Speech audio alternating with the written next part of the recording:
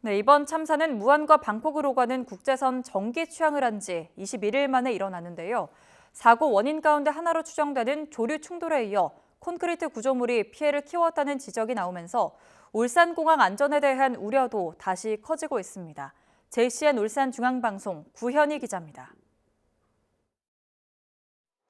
한 해 이용객이 40만 명을 넘는 울산공항은 진에어가 하루 4편, 대한항공이 하루 6편의 국내선 항공기를 운항 중입니다. 여기에 새해에는 임시적으로 국제선 항공기까지 취항할 예정입니다. 울산시는 2025년 10월에 열리는 공업축제 기간에 맞춰 일본이나 중국의 자매도시 중 한 곳과 국제선 부정기 4편을 운항하고 2028년 국제정원 박람회 때까지 운항을 확대한다는 계획입니다.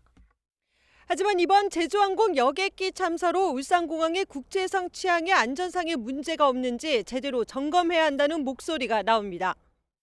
떼까마귀가 자주 출몰하는 울산공항은 이번 참사의 원인 중 하나로 추정되는 조류 충돌이 최근 5년 동안 13차례 발생했습니다. 조류 충돌 발생률이 전국 공항 중 4번째로 높은데 여기에 울산공항의 활주로 길이는 2,000m로 국내 공항 중 가장 짧습니다.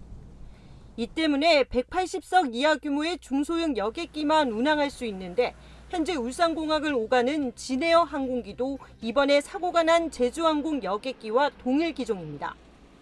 이렇다 보니 국제선 취항 시 선택할 수 있는 여객기 기종이 한정돼 있다는 게 울산시의 고민입니다.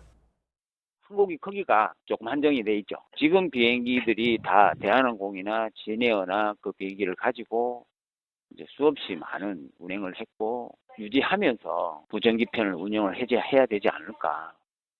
울산공항 활주로의 종단 안전구역도 200m로 최소 90m 이상 확보해야 한다는 기준을 충족하고는 있지만 인천공항과 제주공항보다 짧고 이번에 사고가 난 무안공항과 비슷합니다.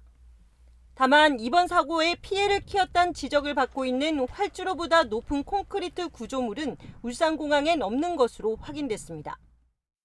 울산공항 자체가 활주로 종단에 없습니다.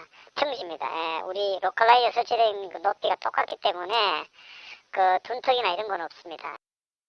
하지만 국제선 항공기 운항에 반드시 필요한 급유시설과 열화상 조류 탐지기가 없다는 건 불안 요소입니다.